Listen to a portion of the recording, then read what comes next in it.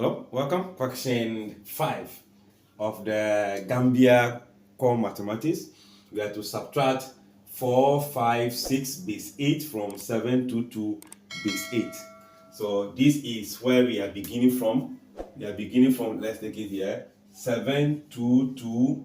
Then we are subtracting 4, 5, 6, all in base 8. So if you are doing that, it becomes 2 minus 6, which will give you negative. So we need to borrow. So as you borrow from here, you are left with 1.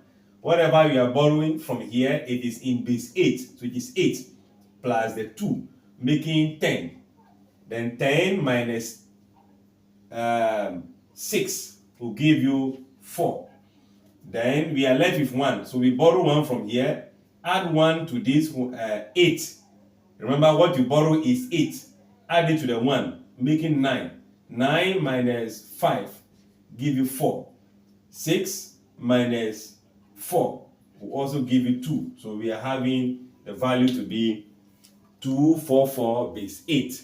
And that is going to be the option B on the question paper. Like, share, and come back for the next question.